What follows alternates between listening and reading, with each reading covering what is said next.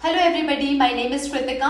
Fine arts की series में हम कवर कर रहे थे chapter 3 arts of modern period. ये इसका सेकेंड पार्ट है और आज हम इस चैप्टर को फिनिश कर देंगे। सबसे पहला टॉपिक है rock cut architecture. Rock cut architecture में वो सारी चीजें इंक्लूड हो जाएंगी, वो सारी इमारतें, वो सारे मॉन्यूमेंट्स इंक्लूड होंगे जो कि पत्थरों को काट के बनाया गया है। इसमें इंक्लूड होंगे केव्स हो गए, पेंटिंग्स हो गई, इसके साथ में मॉन्यूमेंट्स हो गए, पिलर्स हो गए। वो सारी चीजें जो पत्थरों को काट के बनाई हैं वो आ जाएगी रॉक कट आर्किटेक्चर में।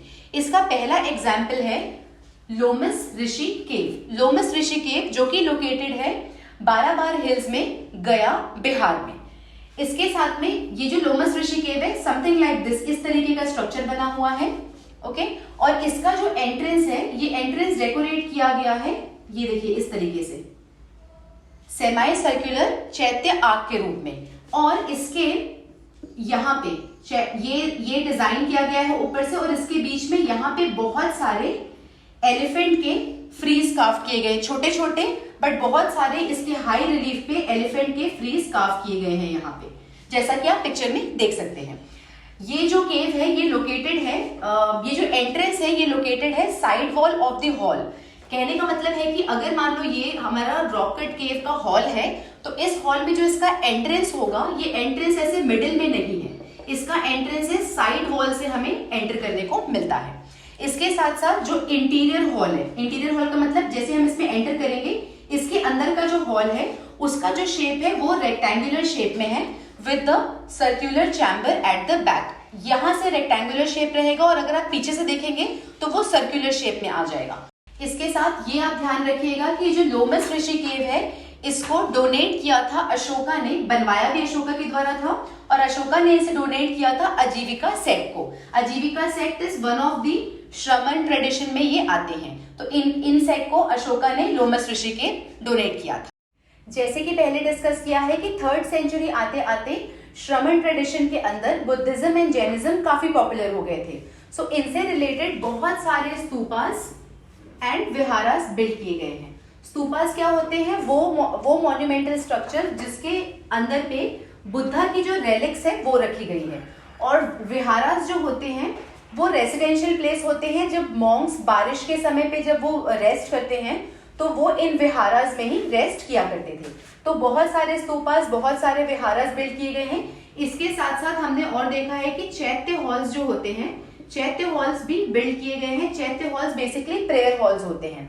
तो स्तूपास, विहारास एंड चैत्य हॉल्स बिल्ड किए गए थे 3rd सेंचुरी के समय पे। अब अगर एग्जाम्पल की बात करें स्तूपा में, तो ये हमको बिहार में, नेपाल में एंड यूपी के कुछ पार्ट में देखने को मिला है। साइट्स के नाम आपको बता देते हैं, राजगृहा, वैशाली, पावा एंड वेथादीपा, ये हो जाएगा बिहार के पार्ट में। नेपाल में कपिल वस्तु, अलाकप्पा एंड रामग्राम। यूपी की बात करें तो कुशीनगर एंड पीपल वीणा। और इसके अलावा अवंती में और गांधारा में भी हमें कुछ स्तूपास देखने को मिले हैं। एग्जाम्पल की बात करें तो जो बैराट जो कि राजस्थान का पार्ट है, वहां पे एक स्तूपा है। सेकेंड एग्जाम्पल है सांची स्तूपा, आप सबने नाम सुना होगा। सांची जो कि भोपाल से अप्रोक्सीमेटली 50 किलोमीटर अवे है, तो सांची विल भी मध्य प्रदेश का पार्ट हो जाएगा। सांची स्तूपा बनवाया गया था अशोका के द्वारा, और जब इसे बनाया था तो ये ब्रिक से बनवाया गया था, ईंट के द्वारा बनाया गया था। लेटर ऑन सांची स्तूपा को कन्वर्ट किया गया स्टोन स्ट्रक्चर में। इसके साथ साथ अगर हम विहारास की बात करें तो विहारास थे रेसिडेंशियल प्लेसेस एंड इसके अलावा चैत्य हॉल भी बनाया गया है। ये सब हो जाता है रॉक कट आर्किटेक्चर का पार्ट जो कि बुद्धिज्म एंड जैनिज्म रिलीजन को बिलोंग करता है। सो 3rd सेंचुरी BCE तक बैराट एंड सांची स्तूपा। जब हमने 2nd सेंचुरी BC तक आते आते कंस्ट्रक्शन ऑफ जो स्तूपा था ये काफी पॉपुलर हो चुका था, और अब इन स्तूपास में इंस्क्रिप्शनल एविडेंसेस भी मिलने लग गए थे।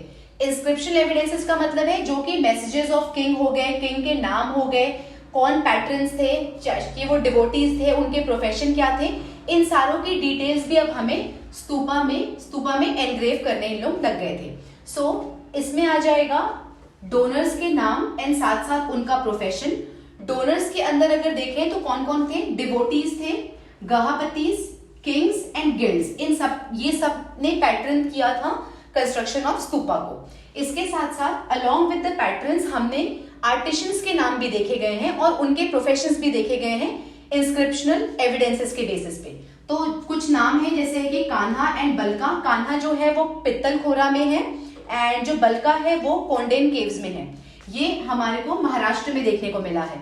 एंड कुछ प्रोफेशंस के नाम जैसे कि stone carvers, gold smith, stone polisher and carpenters. ये सारी चीजें इंस्क्रिप्शनल एविडेंसेस के रूप में हमें स्तूपा में देखने को मिली है, जो कि बिलोंग करती है 2nd सेंचुरी BCE से।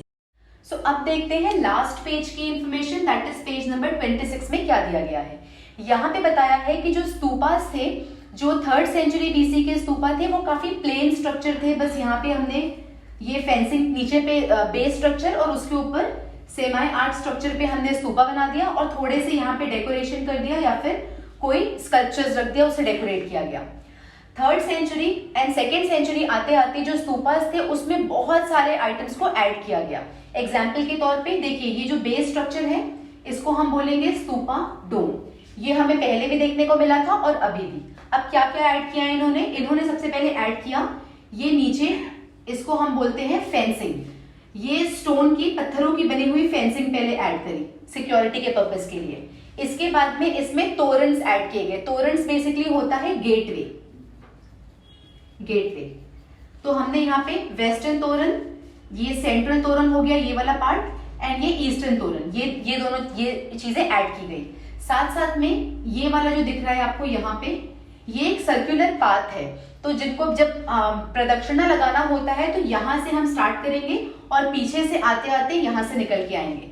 सो सर्कमब्युलेटरी पाथ यहाँ पे ऐड किया गया। इसके साथ साथ में अगर आप ऊपर देख सकते हैं तो ये वाले पोर्शन को बोलते हैं हर्मिका। हर्मिका के साथ में ये जो छोटी सी आपको डंडी दिख रही है इसको बोलते हैं यष्टि। एंड ऊपर जो ये 3 स्ट्रक्चर दिख रहा है ये वाले, इसको हम बोलते हैं छत्रीज या फिर अम्ब्रेला। सो ये सारी चीज को स्तूपा डोम जो पहले प्लेन था, इन सब चीजों में ये सारी चीजें को ऐड किया गया। ये आया हमारा 3rd से 2nd सेंचुरी BCE का जो स्ट्रक्चर था, वहां पे हमें इस टाइप के स्तूपास देखने को मिले हैं। अब देखते हैं लास्ट पैराग्राफ में क्या इंफॉर्मेशन दी है। सो यहाँ पे बताया गया है कि जो अर्लियर बुद्धिज्म फेज था वहां पे बुद्धा को हम डिपिक्ट करते थे with the help of symbols. अलग अलग सिंबल्स यूज करते थे। एग्जाम्पल के तौर पे फुटप्रिंट्स हो गए, स्तूपास हो गए, हॉर्स हो गए, उसके साथ में लोटस, चक्रस, इनके थ्रू हम बुद्धा की लाइफ को डिपिक्ट करने की कोशिश किया करते थे। और अर्लियर फेज में जो वर्शिप थी वो काफी सिंपल फॉर्म में थी। सिर्फ अगर हमने बुद्धा को प्रॉपरली रिस्पेक्ट दे दिया, उनके जो प्रिंसिपल्स है उसको रिस्पेक्ट दे दिया, उसके थ्रू हम बुद्धिज्म को डिपिक्ट किया करते थे। जैसे जैसे हम आगे बढ़े लेटर ऑन, ये जो सिंबल का जो डिपिक्शन था ये कन्वर्ट हुआ नरेशन में, and narration became the part of Buddhism. अब चीजों को हम नरेट कैसे करते थे? विद द हेल्प ऑफ जातक स्टोरीज। जातक स्टोरीज क्या होती है? देखिए, जब बुद्धा को एनलाइटनमेंट मिली तो उनको अपने पिछले जन्म की सारी चीजें याद थी। तो उसको उन्होंने जब वो टीच करते थे, प्रीचिंग देते थे, उसमें अपने जातक स्टोरीज के रूप में वो अपने पिछले जन्म के जो भी लर्निंग्स थे वो अपने डिसाइपल्स को बताया करते थे। तो वो सारे जो डिसाइपल्स को जो स्टोरीज बताए थे बुद्धा ने, उन सबको कलेक्ट करके इन स्टोरीज को कोलेट किया गया था। तो जब हम सिंबल से नरेशन की तरफ आए तो इन जातक स्टोरीज को नरेट करते थे। और ये हमें कहाँ पाए गए हैं? देखा है ना हमने स्तूपास में जो रेलिंग्स होती है उसमें, एंड जो तोरन्स, जो गेटवे थे, जो front end east end west वाले गेटवेज थे, उस गेटवेज में हमने जातक स्टोरीज लिखी हुई मिली है। लेटर ऑन हमने नरेशन को पिक्चर के फॉर्म में भी डिपिक्ट करने की कोशिश करी है। एंड 3 टाइप के नरेशंस देखने को मिले हैं। एक तो है synoptic, continuous narrative and episodic narrative. Synoptic narrative क्या होता है? देखिए, जब हम सिंगल सीन में, एक पर्टिकुलर सीन में सारे स्टोरीज को क्लब करने की कोशिश करें तो उसे हम बोलते हैं सिनॉप्टिक नैरेटिव।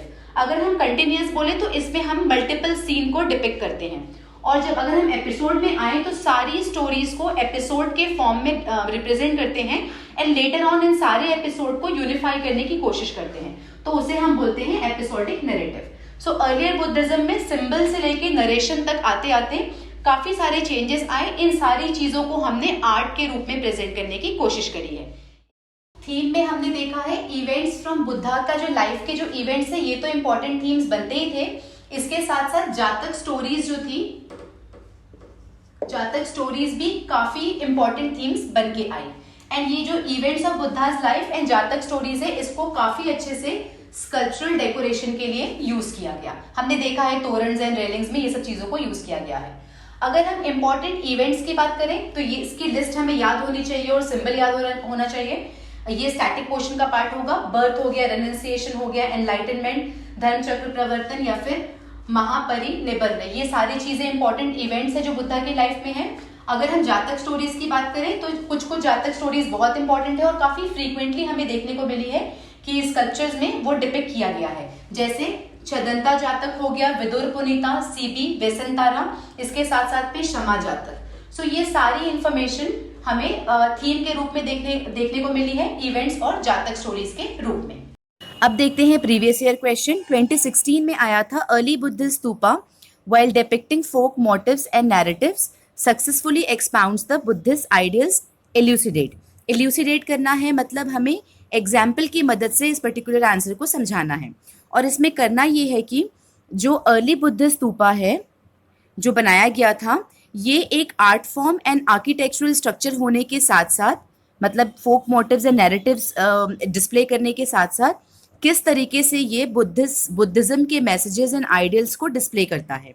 तो देखिए, in order to answer this question, जो हमने चैप्टर पढ़ा है और जो क्लास 12th की NCERT है जिसमें बुद्धिज्म चैप्टर कवर किया गया है, इन दोनों से हम जो फर्स्ट पार्ट ऑफ क्वेश्चन है, that is how Buddhist stupa depict the folk motifs and narratives, इस पार्ट को हम आंसर कर सकते हैं। बट जो ये स्तूपा है वो किस तरीके से सिंबलाइज करता है बुद्धिज्म के मैसेजेस को, ये इन्फॉर्मेशन हमें NCERT में नहीं दी गई है। सो इसके लिए हमें एडवांस बुक देखना पड़ेगा। सो दिस प्रूव्स दैट सिर्फ NCERT पढ़ने से भी काम नहीं चलेगा और NCERT स्किप करने से भी काम नहीं चलेगा। So will try to answer this question, और इसके साथ साथ मैं किस तरीके से स्तूपा सिंबलाइज करता है ये भी एक्सप्लेन करने की कोशिश करूँगी।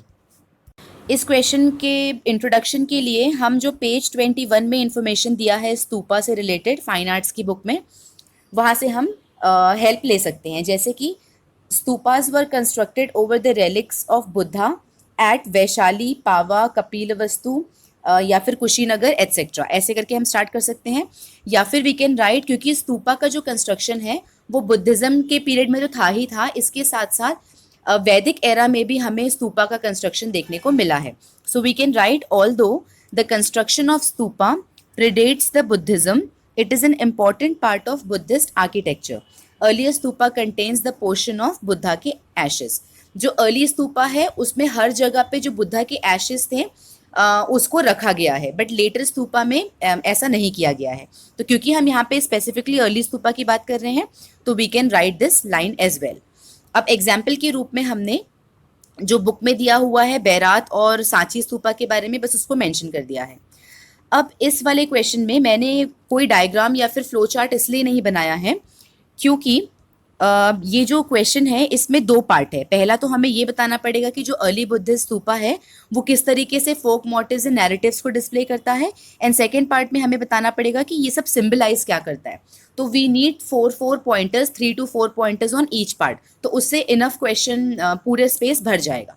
नाउ इन केस अगर आपको एग्जाम में क्लिक नहीं करता है कि या फिर ज़्यादा पॉइंटर्स नहीं है लिखने को, तो आप क्या कर सकते हैं, इंट्रोडक्शन एंड एग्जाम्पल के बाद में या तो आप मैप में दिखा सकते हैं कि कौन कौन सी लोकेशन है अर्ली स्तूपा की, या तो आप इस तरीके से एक छोटा सा ड्राइंग बना सकते हैं स्तूपा का, जहाँ पे आप रेलिंग्स बना दीजिए, तोरण, अंडा, हर्मिका एंड छतरी बना के उसमें उसको नेमिंग कर दीजिए। इससे एटलीस्ट ये वाला जो पोर्शन होगा ना वो आपका कवर हो जाएगा, और फिर जब नेक्स्ट पेज आएगा उस नेक्स्ट पेज में आप जितने भी पॉइंटर्स आपको याद हैं या फिर आप सोच सकते हो उसकी मदद से आप पेज को कवर कर सकते हैं। अब फर्स्ट पार्ट आंसर करते हैं, early Buddhist stupa depicting folk motifs and narratives. तो पहला जो पॉइंट है, जैसा कि हमने पहले देखा है कि assimilation of yaksha and yakshinis is a form of worship in Buddhism as well. तो पहला पॉइंट वहाँ से लिख देते हैं कि जो यक्ष एंड यक्षनी को हमने बुद्धा का अटेंडेंट शो किया है, ये कॉमन प्रैक्टिस है टू वैदिक ट्रेडिशन। इसके साथ साथ depiction of Buddha's previous life through Jataka stories belongs to folk tradition. इसकी ये भी हमने देखा है कि जो पिक्टोरियल रिप्रेजेंटेशन है using synoptics narratives, continuous narrative and episodic narrative. इसके साथ साथ जो कुछ स्तूपाज हैं उसमें हमें स्वास्तिक भी देखने को मिला है, उसके बेस में स्वास्तिक बना हुआ है। एंड जो प्रदक्षिणा पथ है ये भी वैदिक कल्चर और टेम्पल से कॉमन है। तो दिस वे किस तरीके से बुद्धा स्तूपा जो है वो फोक मोटिव्स एंड नैरेटिव्स को रिप्रेजेंट करता है। पार्ट ऑफ द क्वेश्चन को आंसर करने की कोशिश करते हैं। Stupa symbolizing Buddha's idol and teachings. तो देखिए सबसे पहले हम देखते हैं कि तोरण का क्या वैल्यू है। जो तोरण है दैट इज गेटवेज। हमको पता है कि 4 गेटवेज होते हैं जनरली स्तूपा में, 4 इन ऑल 4 डायरेक्शन। तो देखिए 2 चीज रिप्रेजेंट करता है। पहला तो ये है कि the gateways are available in all 4 direction allowing the practitioner to enter from all the direction. कोई भी आप किसी भी डायरेक्शन से आप स्तूपा में एंटर कर सकते हैं। ये सिंबलाइज क्या करता है दैट एनीवन कैन फॉलो अष्टांगिक मार्ग, कि इसमें जो इट डजेंट मैटर आप किस कास्ट और क्रीड को बिलोंग करते हैं, आप मेल है या फीमेल है, you can understand the 4 noble truth and you can walk in the 4 noble path. तो ये कोई भी कर सकता है, ये हमें गेटवेज जो है वो बताता है। इसके साथ साथ इन सम बुक्स ऐसा भी मेंशन किया गया है कि तोरण जो है, तोरण रिप्रेजेंट करता है जो 4 स्टेजेस है ना बुद्धा के लाइफ के, that is birth, enlightenment, sermon and nirvana. इन चारों स्टेज को भी ये 4 तोरण रिप्रेजेंट करते हैं। तो दोनों में से आपको एग्जाम में कुछ भी क्लिक होगा आप लिख सकते हैं, जो भी पॉइंट आपको क्लिक करे। सेकंड देखते हैं हम, जो सर्कम्बुलेटरी पाथ है दैट इज प्रदक्षिणा पथ जो है, ये क्या सिंबलाइज करता है, ये सिंबलाइज करता है एंडलेस साइकिल ऑफ रीबर्थ। और इसको बर्थ डेथ की साइकिल में हम घूमते रहते हैं अनलेस वी फाइंड निर्वाणा। तीसरा जो अंडा है दैट इज द सर्कुलर डोम जो है, ये काफ़ी ह्यूज है। सो ह्यूज इनफाइनाइट डोम जो है ये क्या रिप्रेजेंट करता है, ये रिप्रेजेंट करता है the connection with the eternal. So eternal का जो शेप है और ये जो गेटवेज है और बाकी चीज़ें हैं वो छोटी है as compare to the dome. Dome सबसे बड़ा पार्ट, सबसे ह्यूज पार्ट है स्तूपा का। तो ये जो डोम है ये रिप्रेजेंट करता है कि जो कंप्लीट यूनिवर्स है वो भी इटर्नल है और हम उसके बहुत छोटे से पार्ट हैं। इसके साथ साथ जो हर्मिका है, जो हर्मिका डोम के ऊपर लगा है, वो क्या डिनोट करता है that one should let go of this worldly things to attain the higher stage. क्योंकि जो हर्मिका है वो डोम के भी ऊपर लगा हुआ है, तो दैट रिप्रेजेंट्स कि हमें सब कुछ छोड़ के हायर स्टेज में जाने की कोशिश करनी चाहिए। उसके बाद में जो 3 छत्रीज हैं, दीज 3 छत्रीज रिप्रेजेंट जो बुद्धा के 3 जूल्स बोलते हैं, that is Buddha, Dharma and संघ। इसको ये रिप्रेजेंट करता है। और कुछ बुक्स में ऐसा भी दिया हुआ है कि जो टॉप पोर्शन हम स्टार्ट करते हैं, अगर स्तूपा है, जो स्तूपा है तो जिसका जो नीचे वाला पोर्शन है ये रिप्रेजेंट करता है कि Buddha is sitting in the meditation position. तो ये क्रॉस लेग होके बैठे हैं, ऐसा ये नीचे वाला जो पोर्शन है वो रिप्रेजेंट करता है। मिडिल पोर्शन जो है स्तूपा का दैट इज दिस वन, ये बुद्धा की बॉडी रिप्रेजेंट करती है और ये जो टॉप पोर्शन है ये बुद्धा का हेड रिप्रेजेंट करता है। तो इस तरीके से भी स्तूपा का रिप्रेजेंटेशन कुछ बुक्स में दिया हुआ है। तो अब इट डिपेंड्स कि ये रिपीट होता है क्या क्वेश्चन या फिर आपको स्पेसिफिक कुछ क्वेश्चन आए। इन पॉइंटर्स को ध्यान में रखिएगा। हो सकता है कि एग्जैक्ट सेम क्वेश्चन ना आए, मगर स्तूपा के जो डिफरेंट पार्ट्स हैं वो बुद्धा के किस तरीके से आइडियल्स एंड टीचिंग्स को रिप्रेजेंट करता है, ये बात आपको ध्यान में रहनी चाहिए। और हमने जो कंक्लूजन लिखा है वो क्वेश्चन की मदद से लिख लिया है कि in this way the stupa while depicting folk motives and narratives expounds Buddha's ideals and message and shows us the path of enlightenment. With this chapter 3 fine arts का यहाँ पे फिनिश होता है। आई होप आपको कुछ नया सीखने को मिला होगा एंड इसके साथ में आपको ये बुक को पढ़ते समय मजा आ रहा होगा। अगर आपको चाहिए कि हम इसमें कुछ भी इम्प्रूव कर सकते हैं, कंटेंट में कुछ इम्प्रूव कर सकते हैं, तो कमेंट सेक्शन पे हमें जरूर बताइएगा। नेक्स्ट चैप्टर में हम डिस्कस करेंगे post modern arts and arts form को। सो हम उस चैप्टर को जल्दी लेके आएंगे। Till then keep revising and keep learning.